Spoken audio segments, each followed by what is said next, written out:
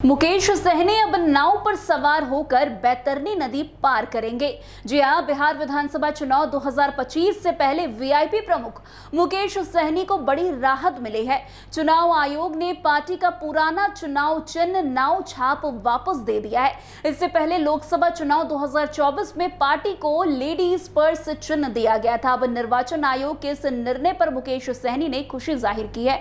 आपको बता दें कि वीआईपी की तरफ से बताया गया है कि चुनाव आयोग ने पुराना चुनाव चिन्ह नाव छाप वापस कर दिया है। बजाप्ता इसकी जानकारी भेज दी गई है। वैसे लोकसभा चुनाव 2024 में वीआईपी को लेडीज पर्स छाप चुनाव चिन्ह अलॉट किया गया था। इसके पहले वीआईपी को नाव छाप चुनाव चिन्ह अलॉट था, लेकिन अब विधानसभा चुनाव से ठीक पहले निर्वाचन आयोग ने मुकेश सहनी को उनका पुराना चुनाव चिन्ह वापस कर दिया है। वैसे वीआईपी के राष्ट्रीय प्रवक्ता देव ज्योति ने बताया है कि साजिश के तहत हमारी पार्टी का चुनाव चिन्ह नाव छाप को वापस कराया गया था, लेकिन हम लोगों ने कानूनी लड़ाई लड़ी और चुनाव आयोग के समक्ष अपना पक्ष रखा। इसके बाद निर्वाचन आयोग ने हमारे तर्क को स्वीकार किया और फिर से पुराना चुनाव चिन्ह वापस कर दिया है। आयोग की तरफ से इस संबंध में पत्र भेज दिया गया है। वैसे लोकसभा चुनाव की 40 सीटें हैं बिहार में। लोकसभा चुनाव में राष्ट्रीय, क्षेत्रीय और कई गैर मान्यता प्राप्त दल के साथ निर्दलीय चुनाव मैदान में थे।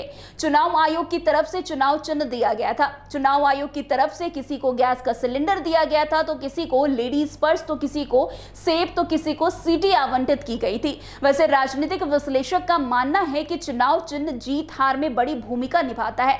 नया चुनाव चिन्ह मिलने पर जनता के बीच उसकी पहचान बनाना एक बड़ी चुनौती होती है, जो मुकेश सहनी को झेलनी पड़ी थी। वैसे मुकेश सहनी ने नाव की लोकसभा चुनाव में लेडीज पर्स चुनाव चिन्ह आवंटित किए जाने पर नाराजगी जताते हुए इसे भाजपा की बड़ी साजिश तक बताया था।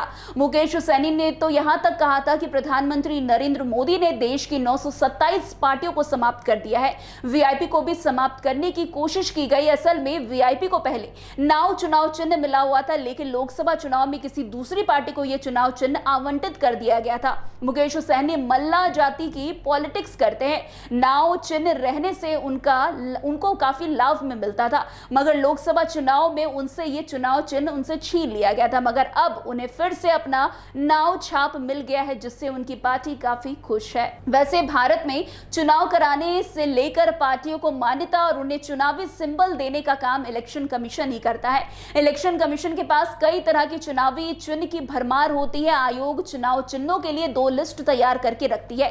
पहली लिस्ट में वे चिन्ह होते हैं जिसका आवंटन पिछले कुछ सालों में होता है, तो वहीं दूसरी लिस्ट में ऐसे सिंबल होते हैं जिसको किसी दूसरे को नहीं दिया गया है। चुनाव आयोग अपने पास रिजर्व में कम से कम ऐसे 100 सिंबल हमेशा रखती है, जो अब तक किसी को नहीं दिए गए हैं। हालांकि कोई पार्टी अगर अपना चुनावी सिंबल खुद चुनाव आयोग को बताता है, तो वो सिंबल किसी के पास पहले से नहीं है, तो कमीशन उस पार्टी को दे देता है। अब जिस तरीके से मुकेश सहनी को उनका पुराना चुनाव चिन्ह वापस कर दिया गया है, जिससे अब मुकेश सहनी काफी खुश नजर आ रहे हैं और अब विधानसभा चुनाव में वो चिन्ह से कितना प्रतिशत वोट अपने तरफ हासिल कर पाते हैं, ये भी देखना दिलचस्प होगा। तो आज के इस खबर में बस इतना ही। अन्य खबरों में हमारे साथ ऐसे आगे बने रहें और देखते रहिए। तब तक के लिए NBC 24। धन्यवाद।